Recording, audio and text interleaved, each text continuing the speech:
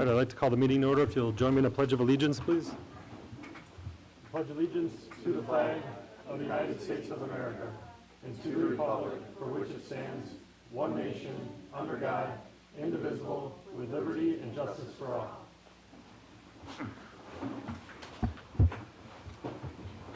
Roll call, please. Bahina. Here. Young. Here. Dilling. Here. Neighbors. Here. Boone. Here. Doyle. Here. Adrianson. Here. Okay, first, I'd like to recognize the two winners of the Scarecrows on Parade. The contest winner for first place is the Taco Man, David Pinota? Is it Pantoya? Sorry.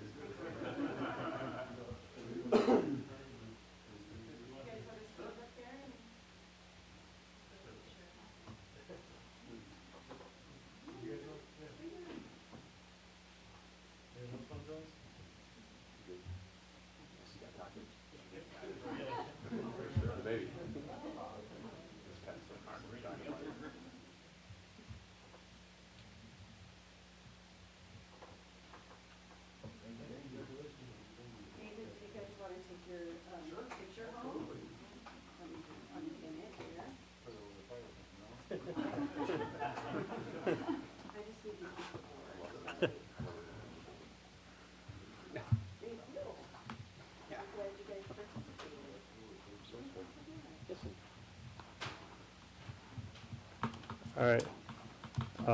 The second place winner is the Treemstra family, Lauren, Doug, Parker, and Luke.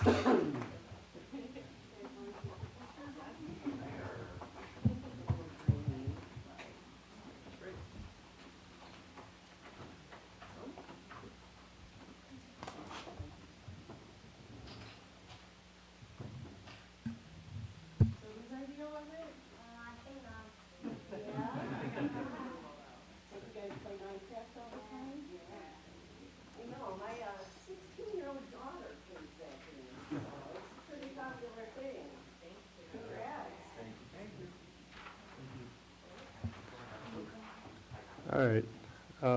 Next is for public comment. We have Andrea. I think the mic is on. Thank you. Hi, Andrea Baumhart, 16102 West Diane. I saw the Facebook post requesting public input about the road safety and hazards for Manhattan. So I want to say thank you for putting that out. It's important to keep inviting people to the table, to always ask for input. Sometimes people will come up with ideas and thoughts that other people might not have considered. But I wanted to specifically just bring up road safety concerns on the north end of Manhattan by Baker Road. That's a very dangerous intersection up there. There's a hard turn. And what I have witnessed in living here in 20 years, many accidents on that intersection.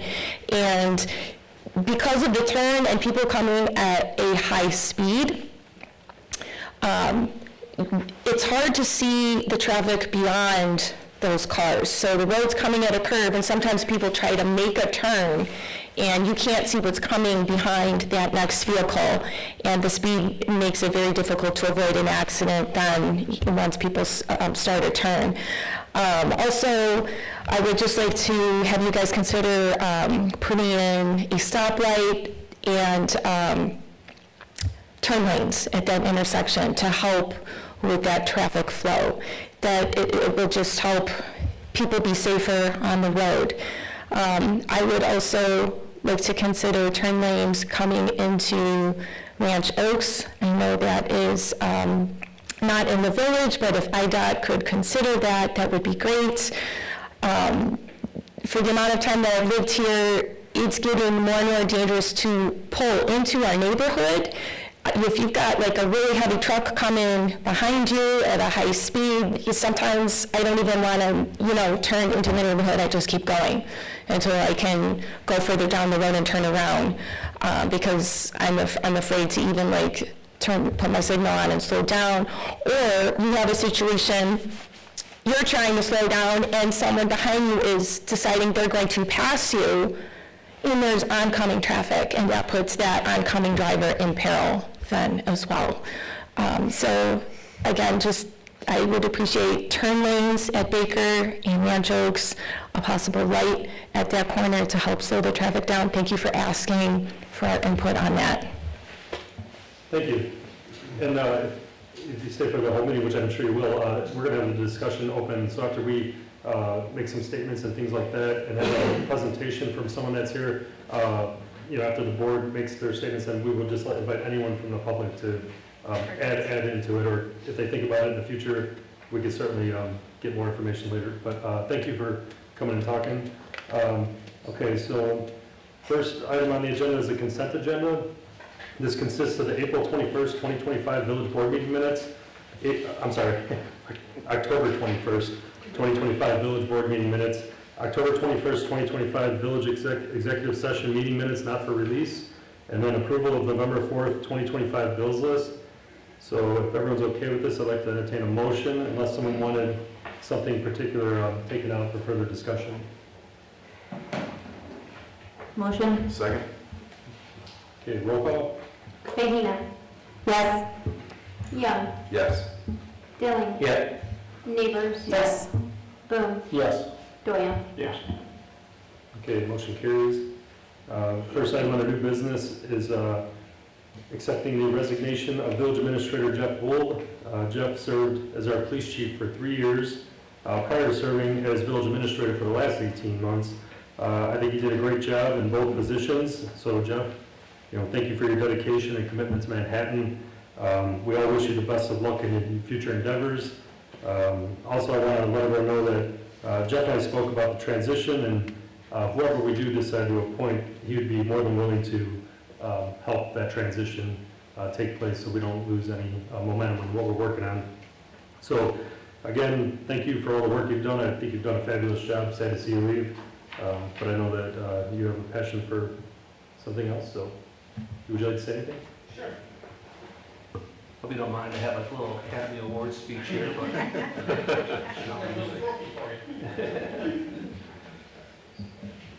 I just want to thank the village staff for their professionalism and dedication, service to the community. I enjoyed working with everyone in the village staff. We still have some staff members.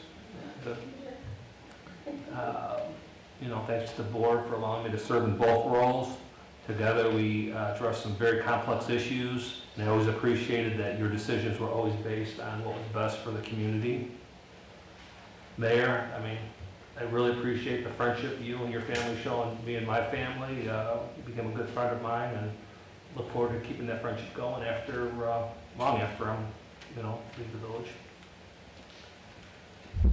To the residents of Manhattan, you guys certainly are the heart of the village. I want to thank everyone for welcoming into the community. I had a blast hanging out with you at Irish Fest, Oktoberfest, the Labor Day party, the parades we have every other weekend, Christmas Ice Cream. It was great to meet the residents and great to hang out with you, and I learned more about the Village of Manhattan at those events than I did any day here at the Village Hall, so thank you to the residents. I have to say my favorite event though was the chili cook-offs Chief Malone and I had. That we worked together. We had a couple different bars around town, and together we raised over $15,000 for Special Olympics, which is one of the charities I support every year, almost every day. My heart goes out to Special Olympic athletes, and thanks for the community for supporting that. You know, we launched some great stuff together, you know. I was instrumental in getting the school resource officer program, thanks to the board for allowing that. Got our canine program going, our main dog Apollo. Chief is doing a great job with Apollo. I still remember his first bust, over 500 pounds of drugs being transported through our area. Apollo got that, so good. I kind of revived our truck enforcement program. I hired Joe Baez. He's got to be the most known police officer in town. If you drive up and down Route 52, you see Joe Baez behind a semi-truck almost every day. So thanks to Joe.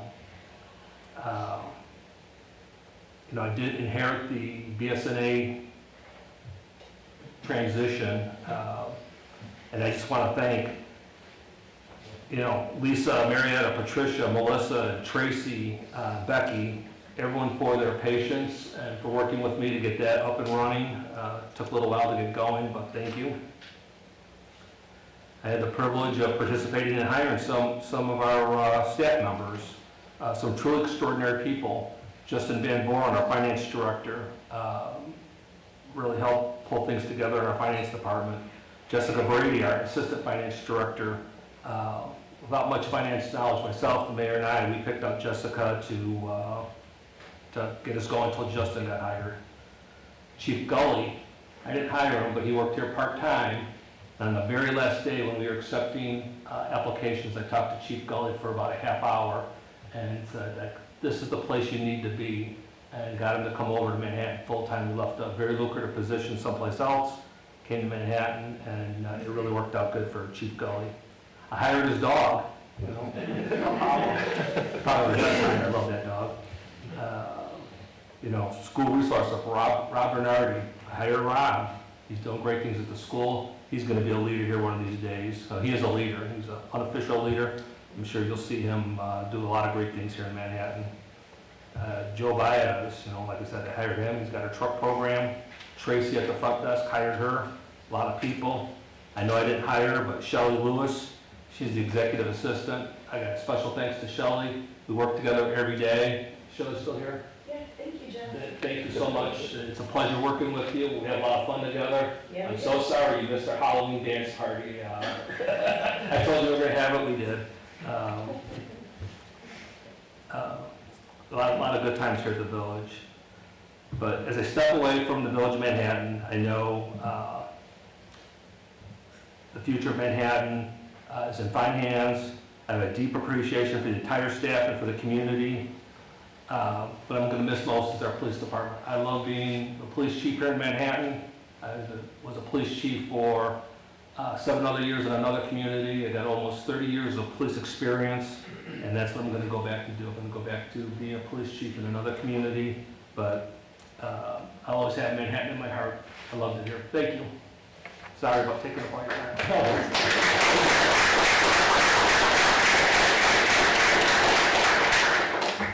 Okay, so I'd like to entertain, anyone else want to say anything? Jeff, I mean, it's been absolutely a pleasure. From when we hired you as the police chief, things were turned around here pretty quickly. Things have always ran smooth with your leadership. I was sad when you left police chief, but I was very happy that you took the role of village administrator and kind of studied the ship. And I'm forever grateful, and I know the residents are as well, and I wish you best of luck. Thank you. Thank you. Appreciate working with you.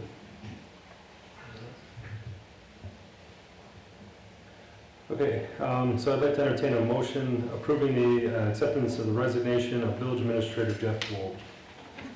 Motion. Second. Okay, roll call. Young. Yes.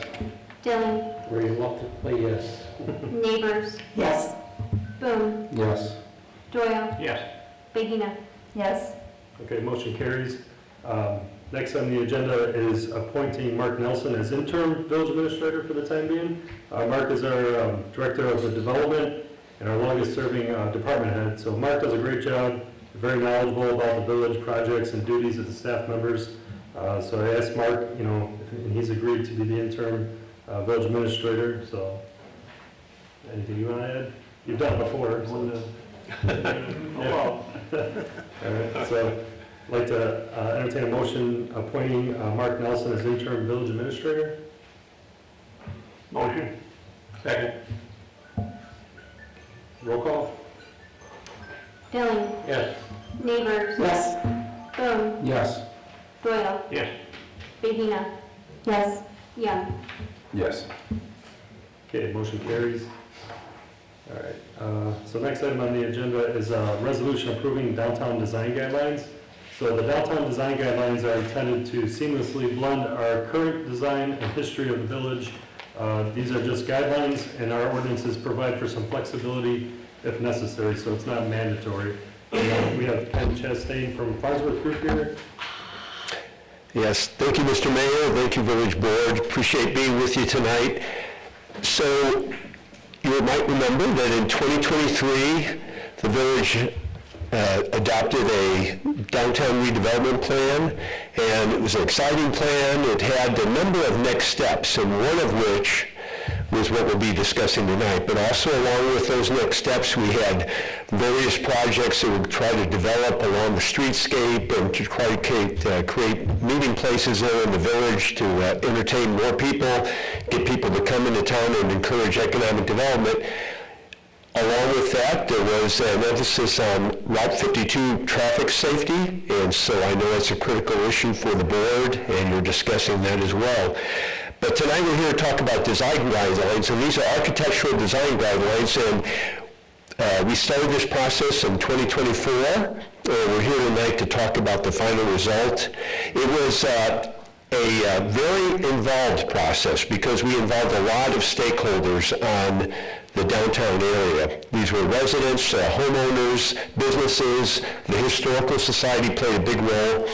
And in working with them and working with the village board at the time, we were able to come up with some guidelines. So we're excited to talk about some of the highlights, talk about what they mean, some of the objectives, and then what some of the next steps could be for the board if they should choose so. So I'll turn it over to John Stryker, who is the lead project manager for the project, and he's an architect with our firm. We are an engineering architecture planning firm here in Will County, and so I'm going to turn this over to John. Hi, everybody. Thank you. Let's see here.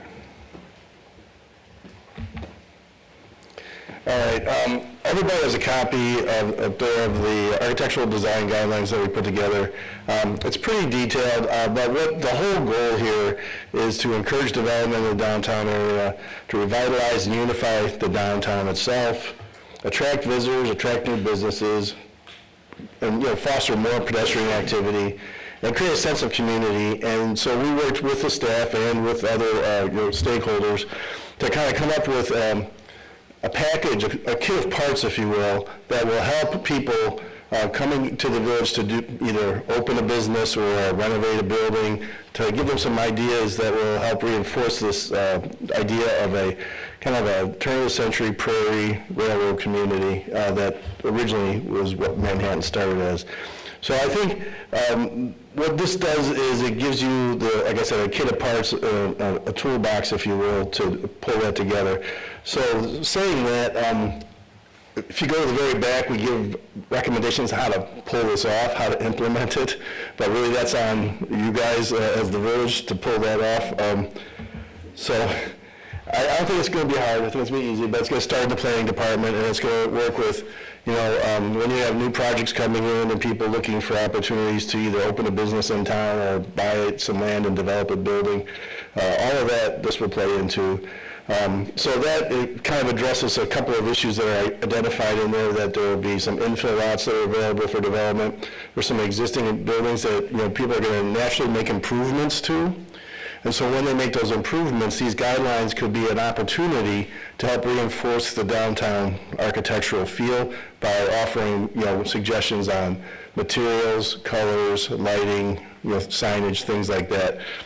Now, some people might say, well, it's my building, I don't want to do anything with it, I like it just the way it is, and we totally respect that. But sometimes they can be incentivized, financially potentially, with either grants, rebates, or subsidies to help offset some of their costs if they will, kind of play along and help reinforce this by implementing some of the suggested guidelines.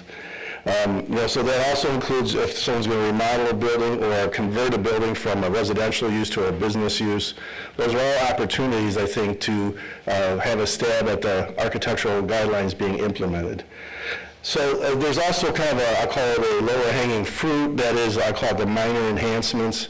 And these are things that people could do that would start to get the wheels rolling. And those are things like, adding awnings to their buildings or updating their awnings to match a specific style, uniform signage for certain types of buildings, even uniform light fixtures on buildings. If someone's going to be replacing their lighting, is to go to a style that's more in line with the architectural guidelines that we've come up with. And I think that's probably the easiest way to get into the program, honestly. So implementation is probably the hardest part, and that's where you all come in. It's going to have to be part of the planning process. You have to establish a design review committee or advisory committee is what we would recommend.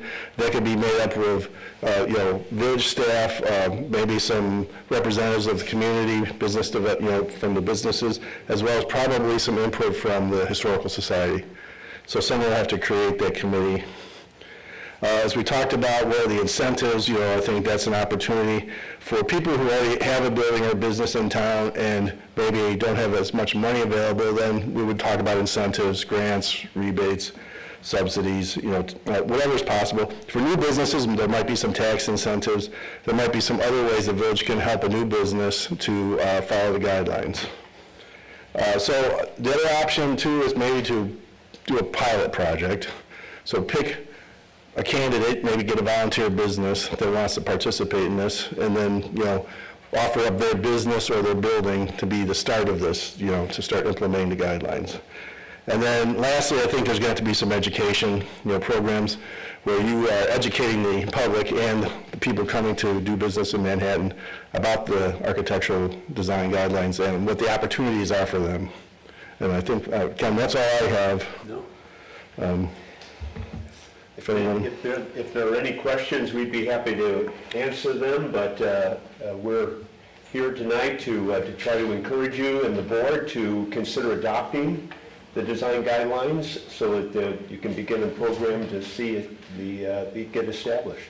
And I guess to also remind everybody, these are not mandatory. These are just suggestions and guidelines and asks so that you're not forcing anybody to do anything.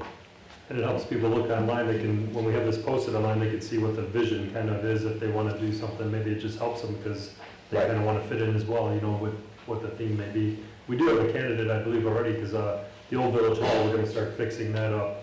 And then the Historical Society, some repainting and stuff. So that'll be kind of us doing that, initiative. So that might help. But yeah, this will be able to be put on the website too as well once it's, if it's accepted. So anyone have any questions? I'd like to make a couple of comments on it. I mean, I know during the stakeholders meeting, we were there, a lot of the elected officials were there, and there was a lot of residents concerned that we were going to turn it into Naperville or a very modern city. There was a lot of just different images set up there so people could get their minds thinking of what it could be. I think a lot of negative feedback was, well, I don't want Manhattan to look like a brand new ground up modern development. And I think what we've done here is put together a way to refresh our town, unify our town. There's a lot of just mishmash out there, but still keep it in like a farm type country feel. But we still have some modern amenities with that. And I support it. I think it's great. Cleaning up the downtown is going to be huge for the businesses that are already there. And as we develop and grow that downtown development area, it's going to be important to have some, whether we're on the board or somebody else is on the board, have some guidelines set in place to kind of stay on path. If not, you quickly go off, and then you'll have, again, 5, 6 different types of development. And I think this will be good for people. Hopefully we can come up with a way to incentivize residents and business owners to remodel, whether it is a grant or some sort of reimbursement. Because I think it is going to take a little bit of money thrown at it to help get some of these businesses moving, because not a lot of businesses are killing it downtown. So, but this may help. But I support it. Just wanted to make my comments. Thanks. Anyone else?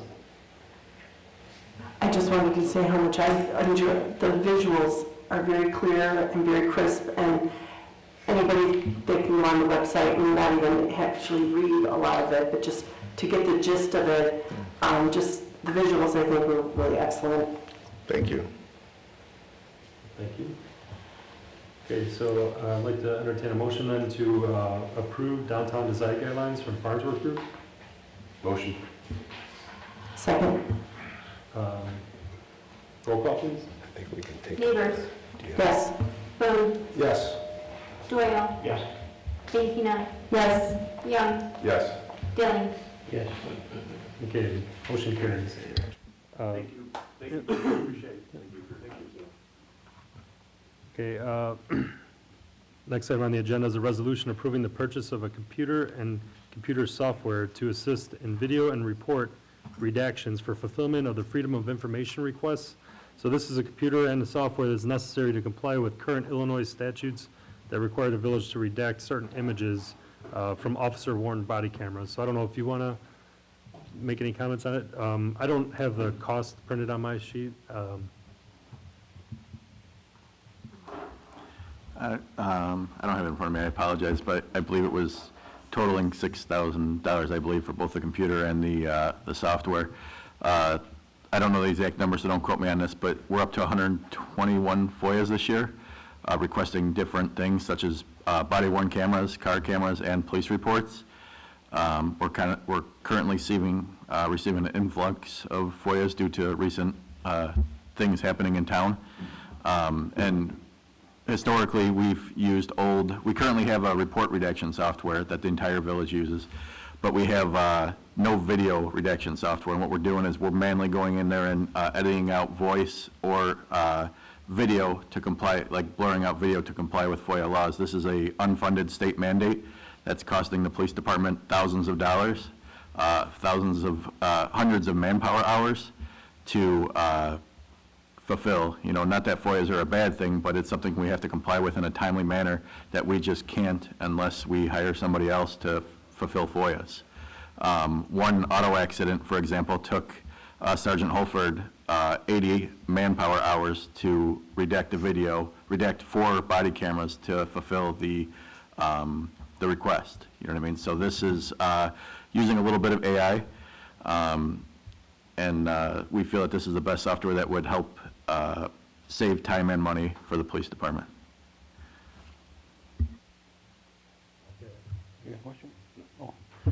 When you're talking about redacting or deleting for FOIA, is that because it's an active case? So we don't delete anything, we just blur it out, you know what I mean? Deleting is pretty illegal, I think the attorney would agree, I hope. But it's because whether it be a juvenile, whether it be something that, I don't know, I'm not very good with FOIA, but a juvenile, whether it's personal information, I believe date of birth, maybe address, I don't know. I believe, but you have certain protected information. Obviously, we wouldn't want to, if a police report contains your social security number, we don't want to give that to public. Obviously, we want to be as transparent as we can, but the Attorney General gives us the guidelines what we can and can't release. And same with body camera and car camera. We certainly, if it's requested, we have to release it, but due to privacy of victims, if we're inside somebody's house, for instance, we have to have written permission to release that body camera. But if we're on an accident scene, everything's available, but people's driver's licenses, their date of births, and you have to redact both the picture and the audio coming from the dispatcher if it involves their date of birth, for instance. But, you know, there's benefits, and there's a lot of benefits to FOIA. Transparency is number one, right? But there is certain things that you and I wouldn't want to see go public.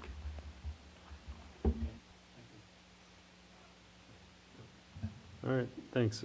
So the total cost for year one is $6,923.35.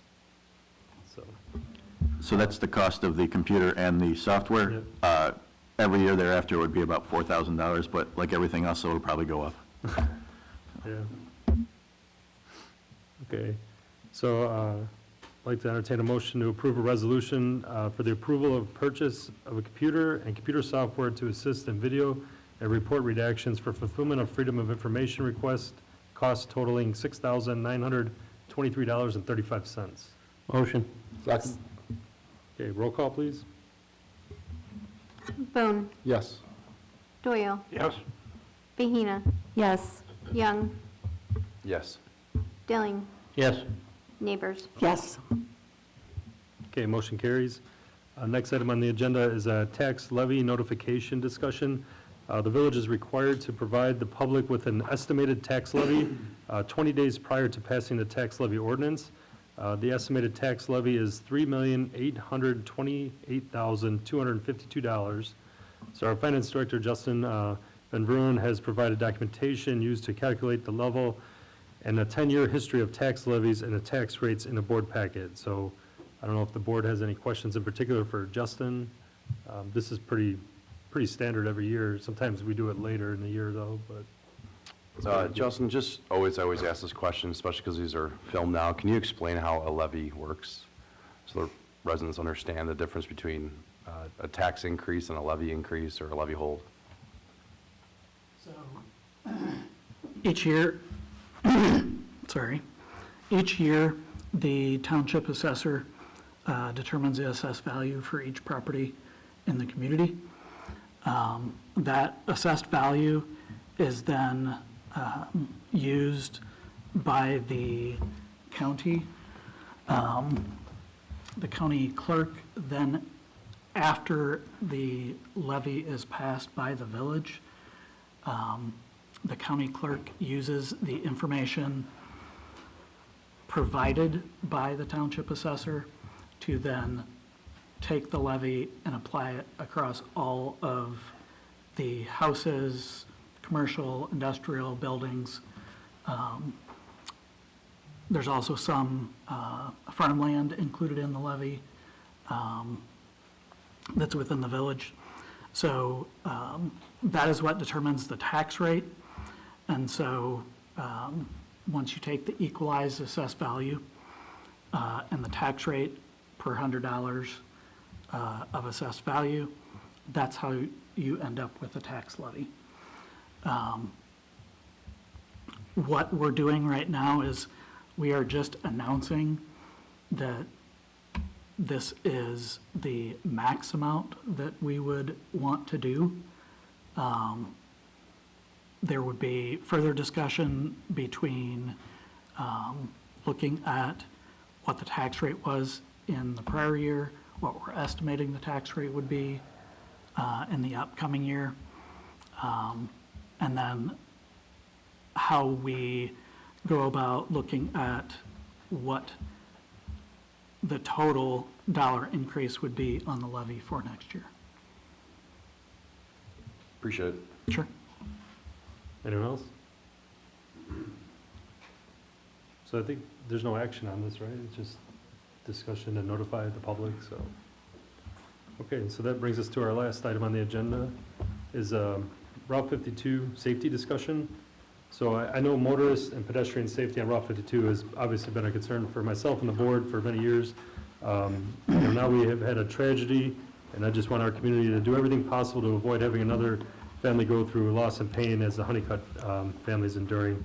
So first, I think it's important just to kind of review the request that we've made to IDOT, and this is the purpose of this meeting is just to let the public know what we have done, what we're working on, and things that are in the process.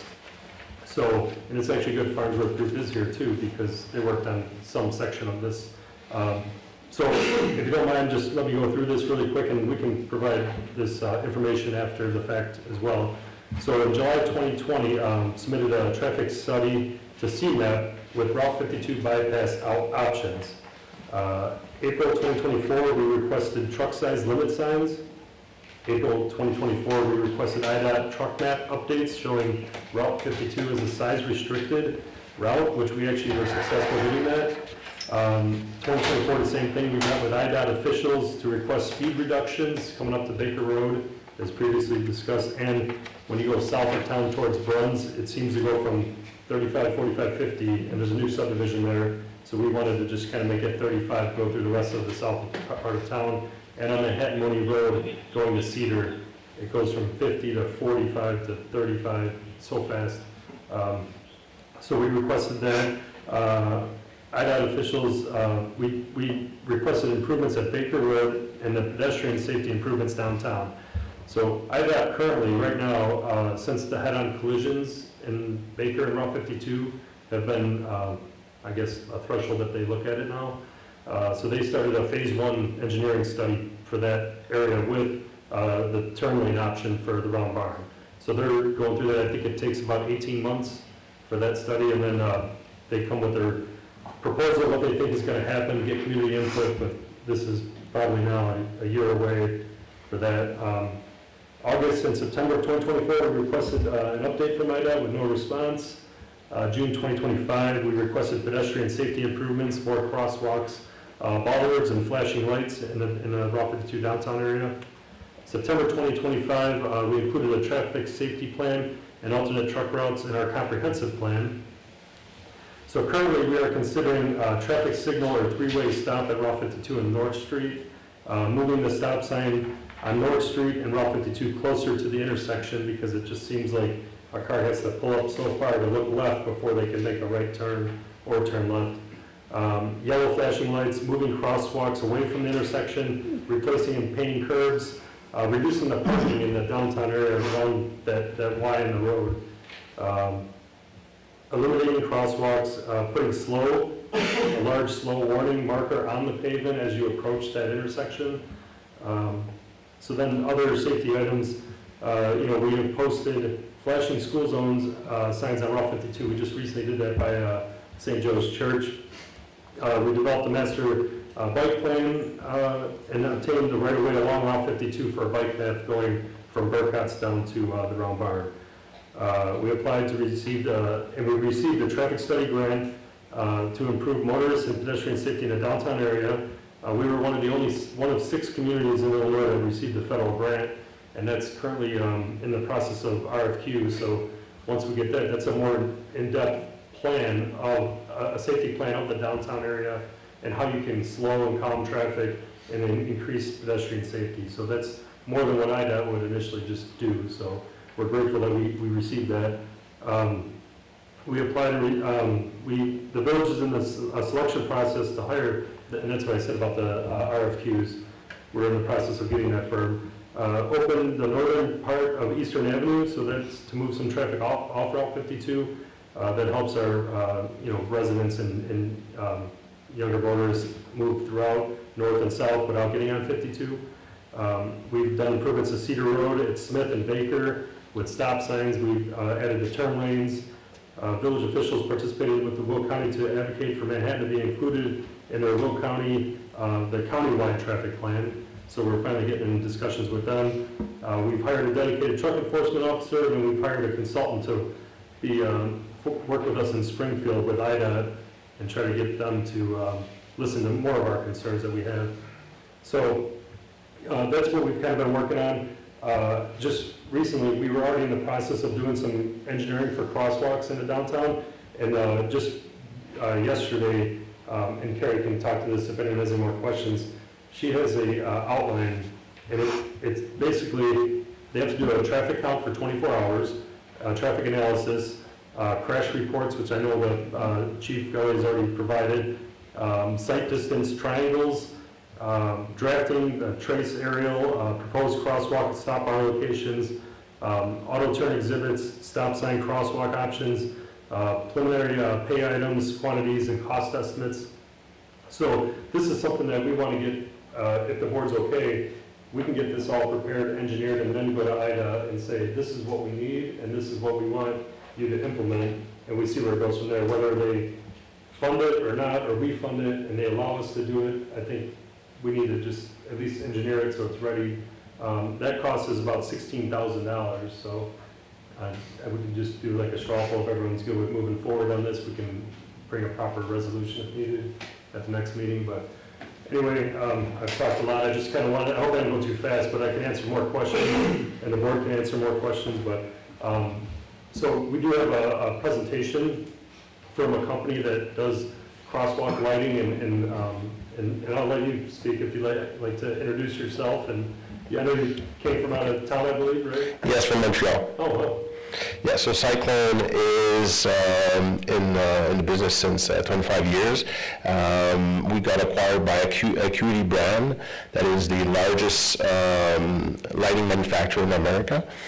And I'm tonight here as a specialist, lighting specialist, just to bring what are the good practice for crosswalk. And they just got modified. So ISMA is the society that is 110, 115 years old, and it's a society that writes recommended practice. So recommended practice is not a bylaw. It's just a recommended practice that cities and IDOT can follow as a minimum practice. So these are light level uniformity ratios that we are given by IES, and this is the minimum light level that you should be putting on a crosswalk onto a roadway. And IDOT have their own that is just slightly above. It doesn't mean though that this will do the job. Sometimes you have areas where you have configuration that will call for maybe a bit more. So you need to know that the recommended practice RP 824, so if you hire an engineering firm to do the calculation, this is the document they need to refer to know how to do the lighting. So the way you do this is you do a furniture calculation onto the ground and also vertical at 5 foot off the ground, facing the traffic. So in this case, both sides needs to be calculated. So that is the standard. I sit on those standards. I've been in the lighting industry for 33 years, so we always update, and in 2024, this is when we revise this document.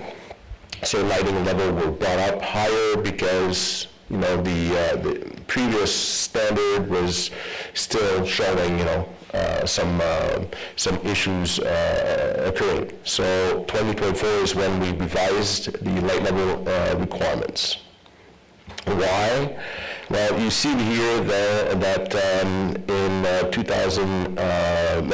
1980, the number of deaths onto roadways were close to a bit more than 8,000, and cities have done a great job at painting line and doing a bunch of things and bring it down. And this is these stats come from all the different state police departments. So these are real data coming from the United States, and with everything that was done by cities brought down the number of deaths the slide is a bit small, I don't have my glasses, but I think it's in 2010. 2010 was brought down to 4,000. Since then, it got up for many reasons, cell phone, different things, life is going faster, and this brought us back in 2022, where we were in 1980. So definitely the headache number one for cities. And I don't have the stats there for today, but we can think of, it's probably quite higher than what we have right now. You can see on this graph over here that during daytime, this is not where the increase is. It's really dusk to dawn and at night that there is the biggest increase in fatalities. Like I was saying, during daytime, since 1980, there was tons of things that were done by cities, and lately we have New York. If you go to New York, well, on the crosswalk, you can see at the bottom right, they have painted on the lines, look up, for jaywalking. So many things were done, and you saw the stats for daytime is showing that we don't have an increase. So the photometry is the science of lighting. Okay, so there is, and this is what IESMA is about, and there's a lot of manufacturer out there, or sometimes it would be like a contractor. You will ask, to install a light, and what they'll do is actually install the light above the crosswalk. You're doing only 50% of the job. So bringing awareness that there is a crosswalk, but we're not doing a good job at showing if somebody is crossing the crosswalk. So there is a science, behind it, and we need to offset the fixture and have a special optic. And this is what, companies have came up with, is a different light distribution. So we have inside the fixtures optics, and the optics are there to control where the light is going. So when you're doing a regular roadway, what we're trying to do is shoot the light the furthest on the left and the right, and spreading and maximizing the spacing between the fixtures. When we're lighting the crosswalk, what we want is really create a band of light, very tight beam, a little bit like a projector, that is offset to bring vertical on the left side of the people that are crossing. So when you have cars coming from both ways, that means you need two fixtures on either side of the road, creating that vertical. The amount of light that you need is 4 times what you have onto the roadway. So it brings a positive contrast, like we can see the lady, even if she's wearing black clothes, well, you're able to see the person very well, and it brings a positive contrast. So to do this, it's very important that you position the fixture properly to be able to create that vertical. And now you're doing 100% of what is required to highlight the people that are crossing, is making awareness that there is a crosswalk. Because the problem is that when cars are going 30 miles an hour, and yes, I did convert from kilometers to miles, your headlights are shining about 84 feet in front of you. The distance of cars in the past, because people were buying more cars, you were able to stop into that reach of your low beam. So you're not allowed to run with a high beam in roadway. So the low beams is about 84 feet. Now we have more pickups and SUVs, and they will take 85, 95 to 110 feet to stop. So that means when your headlight sees the pedestrian, yes, you're going to slow down, but you're still going to maybe hit the person, because the stopping distance of the SUVs and trucks is longer. So therefore, that's why we need to be able to show that there is a crosswalk to bring awareness so the drivers slow down. And then if somebody's crossing, it's going to highlight, and we're going to see the person. So this is a bit what it looks like. It's a very awkward distribution and optic. We're really shining, it's a little bit, like I said, a projector, rectangular projector shooting to the right, and we're positioning the fixtures on both sides of the street to be able to shine both sides of the pedestrian. Next slide is a 3D rendering with a special software that uses our IES file. So IES file is how the light of this fixture comes out. We have files that we can simulate. So what you're seeing here is a mid-block intersection. The mid-block intersection, like you have, are the worst one because there's no stop sign and people are driving faster. If you're arriving to an intersection that there's a stop sign, speed is 0, and then you're leaving. But on a mid-block, you may be going 30 miles an hour or maybe more. So what we want to do for mid-block, and this is where the fatalities occur more than on intersection where there is a red light or a stop, well, you want to create those verticals, and this is what we end up doing with the light. So I'll go back and forth. So it's the same roadway with the lighting before and after that meets IES or IDOT. But they don't have standards right now. IDOT doesn't have a standard for vertical, and if you add those crosswalk optic, this is what you're doing. Really, the person is highlighted, and the crosswalk also. Okay, so that's the new standard, and it's pretty recent. It's about 3 years that manufacturers have come up with these special distribution to enhance the security for pedestrians. So we did already the calculation per the IS that we gave, I think so, we did. We sent you the calculation, and we know exactly what we need for the wattage and the height and where to position the fixtures. So like I said, it's very important how we position the fixtures, and I saw some entryways that may, be a problem, so we may have to have a little discussion at maybe moving a bit to make sure that the fixtures is located at the right position to lit the crosswalk. And you wanted me just to show the product that we are proposing. So this is one of the product that we have different style of product. It's the same optics, but this is the type of product that could do that lighting. Any questions?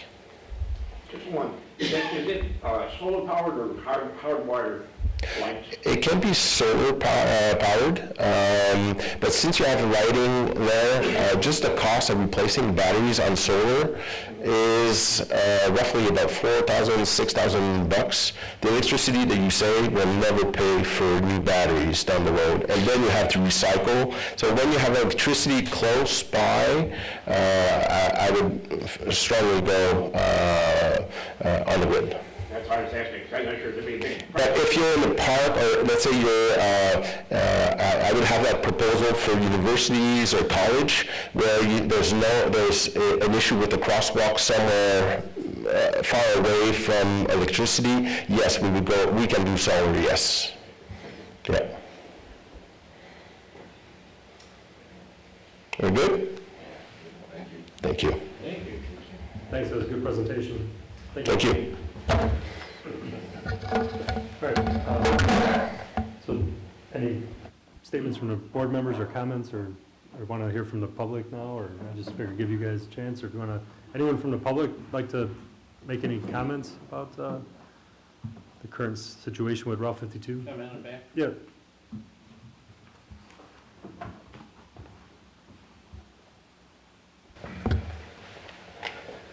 Thank you, Board. Sorry, I knew this was going on. I saw a Facebook message about this, but kind of came over here, so I don't really have anything prepared. But given the recent tragedy, I didn't really have. I guess I've always been concerned about Route 52. Champs is my son's best friend, so it's I'll go through hell or high water to try to make sure. I could be part of a higher discussion too. So I teach a class called TIMS, Traffic Incident Management. I'm a first responder as part of my job. One of the things we get pretty deep into is the manual for uniform traffic control devices. It goes into more like, excuse me, more about paint markings and stuff like that. So I think an immediate fix would be try to get the transverse lines markings where basically 52 and North Street cross, try to get them repainted immediately. I did reach out to Jose Rios, the Region 1 engineer for IDOT, reached out a couple times, unsuccessful, so we got to hold their feet to the fire. I CC'd the Secretary of the Department of Transportation in the next email. I got a response. He said 3 to 4 weeks. They're assigning a team to, study, or they're going to look at the intersection in 3 to 4 weeks to get the intersection repainted. I think that would be a pretty good immediate fix. I think a high visibility intersection would be the ultimate goal, but at least get it repainted. Try to improve safety for at least everybody. Everything else as far as lighting, I'm not really familiar with, but if we could, like I said, hold their feet to the fire, I'll CC anybody, I'll talk to anybody that I have to improve everybody's safety. So that's all I got. Like I said, I'm not trying to, overstep anybody's bounds, but anybody up here and everything, but we gotta hold IDOT and everybody accountable. Get at least new paintings out there. You can't even see part of the crosswalk. So At the end of the meeting, I want to get your name and number. Absolutely. When you called, you called Ray Frias. He's the new Lennox engineer. The people that paint it is the part of traffic. That's a whole different subject, and I can hook you up with that. Yes, sir. I'd like to talk to you about the painting over there. Yes, sir. Absolutely. Yep, Yeah, I thank think you. it's good if we exchange numbers as well. I mean, it's important. We had another resident come in. I mean, it's very helpful for the public to get involved because it helps us get our voices across to them as well. So we are going to be holding them, their feet to the fire, as you say. So we appreciate you coming there and making those statements. Thank you. Thank you, Board. Adam? Hi, my name is Adam Ehlers, E-H-L-E-R-S. I live on 430 Southeastern. I just want to let everyone know, I know I've spoken with some of the people here on this side and this side, but some friends of mine, we're starting a citizen action group called the Bike Walk Alliance of Manhattan. And so we're going to teach community members how to give public testimony and kind of get all the ideas on one page as a map, and then action items on how to go about those things. We've talked about IDOT stuff, we've talked about county stuff, we've talked about a dozen different organizations that go into a lot of this decision. So a lot of it needs public comment and public survey. And so we've talked a lot about that. And if anyone wants to just find our Facebook group, I think this is just a plug for that, the Bike Walk Alliance of Manhattan. And then we'll get together, trying to have meetings, and get on the same page and approach the village and the state all from one community voice in a way. So that's it. Thanks, guys. Anyone else? I'm just going to add a couple things to here. So kind of to piggyback off what the mayor was saying earlier, I also reached out to Anthony DeLuca, our rep, and he kind of echoed some of the similar things that the mayor had said. So there has been some confirmation through various people now that they are going to do, have IDOT District 1 confirm they're going to come out and do a traffic study, and he lists a whole list of things that he's trying to do for us. So, he says Patrick Joyce also has talked to him about it. So our local representatives are obviously listening, but the more the public can pressure them, the better it's going to be and the quicker it's going to happen. But it is on the radar. They are aware, and they are going to try to do some stuff immediately. So, thanks. We've even had a couple state senators from surrounding areas reach out, and anything they can do to help with, I guess everyone seems to have a little bit of a struggle when they deal with IDOT. We've had stories of just over a year or two to get just an entryway into a business and trying to get a business started or anything, and then they wait a year or two to approve a right-in, right-out is kind of ridiculous. But we're going to stay on them, and I appreciate the community too, because the more they hear from you guys, they probably listen to the community more than us. So if we can work together, I think that's the best way we can accomplish what we're all trying to accomplish and just make it safer. So, anyone else? Open? Mayor, I just want to step in real quick. I just want to say thanks to Stephanie. She's hiding back there, doesn't want to go public.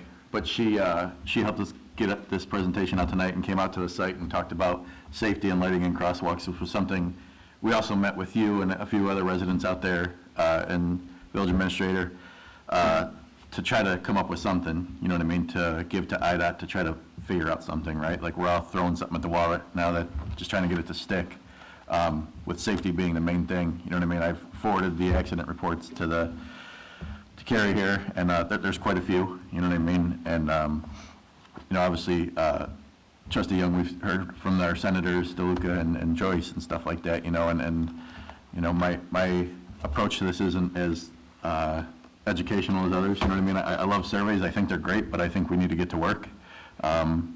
Survey tells us it's dangerous. We've already determined it's dangerous, I think, as a village. IDOT has been responsive to a few emails, but we need action. We don't have much time to wait. I think painting is a great start, but I think they need to work a little quicker. But I'm trying to play nice in the sandbox, but I'm not happy right now with the lack of urgency behind IDOT, but I think that we'll certainly get it, showing the statistical data that exists. But I just want to thank everybody, the residents and the board, for going on site multiple times and trying to find the quickest and best solution that can keep our kids and our residents safe. So, that's what I got. Yeah, we're gonna keep, they're gonna have to answer to us eventually, I'm sure, because we'll keep bugging them, so.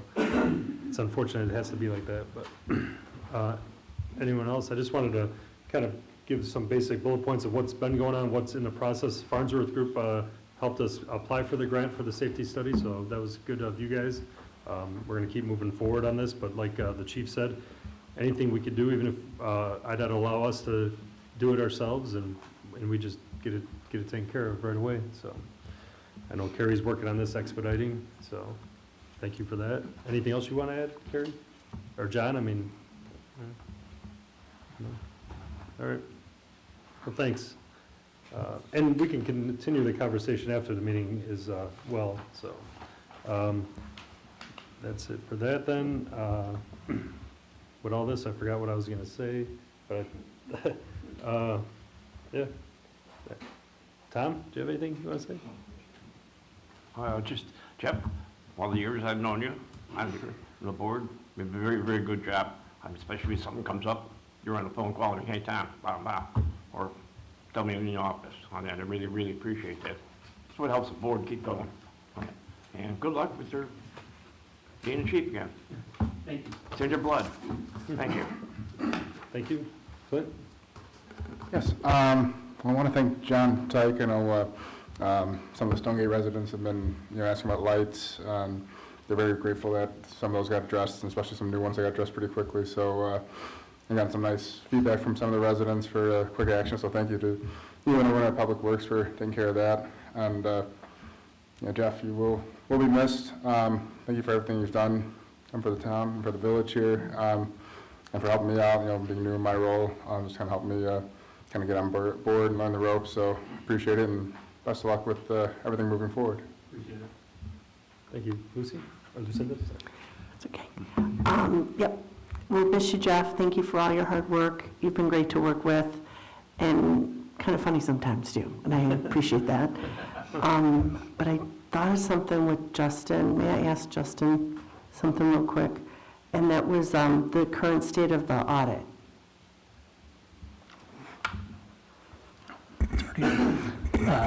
So we're finishing up the preparation for the audit itself. And the auditors should be here the week of November 17th. Thanks. Thank you, Justin. That's all I have. Thank you. Bob? As usual, I got a lot of comments and questions and whatnot. This is to the chief. Chief, you know what, for the last 4 Wednesdays, we've been counting trucks out there in the afternoon between 12 and 4 o'clock in the downtown area. We do have an inordinate amount of trucks that have been coming through, but with the efforts of what the truck unit has done and the rest of the guys have done, it's cut it down quite a lot. We still have trucks, and we still got to maintain what you're doing, and I appreciate that, and that's contributing quite a lot. Thank you for having your guys out there and doing it. They're active, there's no doubt about it. The word is getting out in every different language for every different truck driver that's out there. Thank you. You said a couple of weeks ago, well, yeah, it was about 2 weeks ago, we talked, and after that unfortunate accident, the guys were really jumping on that, just as, preventative. We were doing about 50, 60 tickets a day, am I correct? For the 2 days preceding the accident, we were averaging 50 to 60 a day. For the month of October, we had 304 total, which was 10 more than in 2024. And we're about 510 more overlane citations at this point than we were in 2024. Good, keep it up, because it's necessary. Jeff Old and I were in a hallway over here, and we were looking at pictures for when the town was designed, and you made the comment that says, look, this town was designed, and there's the old buildings on this side, and that at North, and 52 and everything else, and it was designed for horse and carriage, not semi-tractor trailers. So we got to keep going. And by the way, thank you for your service all this time. I meant to say that at the beginning. And Mark, thanks for taking over.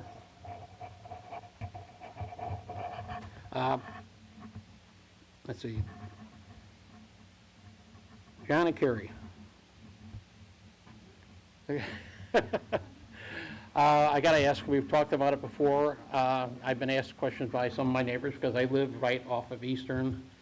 The work has been going great, and just so we're in the public, explanation of why we had to slow down, because we had to replace gas lines. It's not our fault.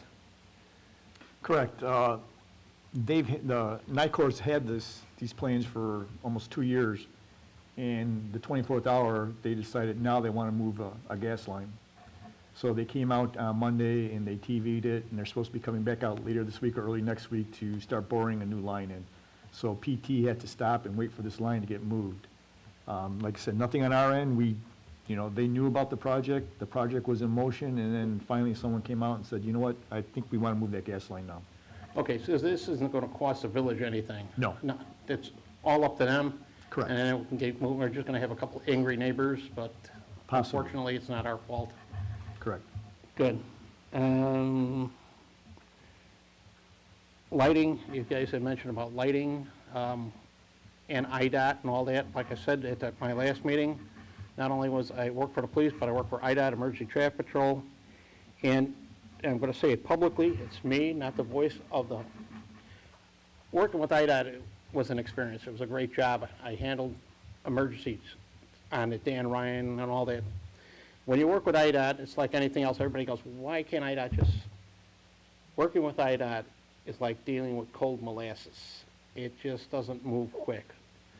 Everybody on this board, and I think everybody in town, wants to get things done. And trying to get through IDOT, just putting up signs, what they did over by St. Joe's, it's a challenge. So we are moving forward and going ahead with that, and I think I said enough. So thank you very much for listening. Thank you. Justin? Jeff, just once again, thank you for your service. There'll be a hard shoes to replace, but we will move on. Mark, thank you again for jumping in, man. You're like our Swiss Army knife here, and I really appreciate that. I have spoken out tonight, so I'm just going to leave it at that and pass it over to Trustee Bahina. Jennifer? Jeff, it's been a fun few months. I appreciate all the phone calls and all the help you've given me as a new trustee. I just want to say thank you to the police department for making Halloween fun for all our kiddos in the neighborhoods. They did stop at a couple subdivisions. I know they gave out candy. The kids are always happy to see the patrol cars and, the cops coming up to them. They love it. So also looking forward to our ongoing 52 battle. I'm here for it. Ready to keep on sending the emails, contacting DeLuca and whoever else we need to do. We'll get it safe, and I do appreciate all the residents coming out and advocating for our children's safety. Thank you. Thank you. Rebecca? Jeff, I just want to wish you good luck in your move. I hope everything turns out great, and that's all I have. Thank you. Jeff, anything else? Or you said enough? No, I'm just kidding. I got another sheet here. Thanks, I appreciate it. Thank you. Thank you. Mark? Just want to say, like everybody else said, good luck, Jeff. You've been great to work for. We're really going to miss you, so. I like that new nickname, Swiss Army Mark. Yeah. That was good. Thanks. John? Just like to echo the same, Jeff, it's been a pleasure working with you. It's always been fun times. Just a couple quick updates. So we are in with ComEd about putting more streetlights up from Route 52 up to Foxford. So they were supposed to start on November 17th, and they now pushed that back for about maybe another week or so. So there'll be more streetlights on Smith Road over there. We started our water main lining for Well 6 project today, so that's moving along. And our sewer line from for the Gallagher Road will be done tomorrow, and they're going to hopefully start on the water within, hopefully next week. We're trying to work with the farmer to try and get some of the stuff out of some of his field out of the way so we can start running the water line. All right. Thanks. I know they're going to town on the sewer over there on 52 and Gallagher, so that should be done probably in a month or so. Oh, wow. And then the water main is after then? Okay. All right, thanks. Carrie, you want to add anything? Nope, nothing unless anybody has any questions for me. Justin? Just want to say thank you, Jeff, for hiring me. And it's been short time, but good working with you the few months. And good luck. Thanks. Chief? I don't know, I kind of said a lot. I just want to, echo a statement and thank the residents for helping us, and, we're not going away, and IDOT's going to realize that the hard way. Took Apollo today, thanks for hiring Apollo. Took him today, he passed the state test, so the nose still knows what's going on. He's going to take care of business there. And Chief, I just want to say thank you for, changing, and the board obviously, but thank you for changing my life, bringing me over here. Nothing I haven't said to you already, I appreciate every opportunity you've given me and believing in me and coaching me up to be chief, which wasn't in the book of Ryan, but here I am, So I just thank you for your leadership and guidance and everything you've done for me personally and my family. So you'll be missed. Thanks. Yes, yeah. So, anyone else? Have anything? So we're going to go in executive session for a brief moment, and then we'll be back. There's no action, but we're just going to go there for a short term. So I'd like to entertain a motion to go into executive session for appointment, employment, compensation, discipline, performance, or dismissal of specific employees, appointed or elected officials, and collective bargaining. Motion. Okay, roll call. Doyle. Yes. Bahina. Yes. Young. Yes. Dilling. Yep. Neighbors. Yes. Boone. Yes. Okay, motion carries. We'll be right back.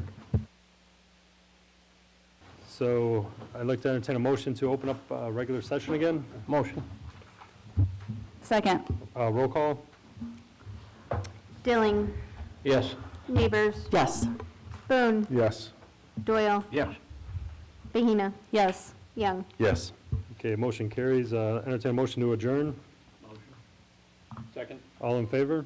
Aye. All right, meeting adjourned.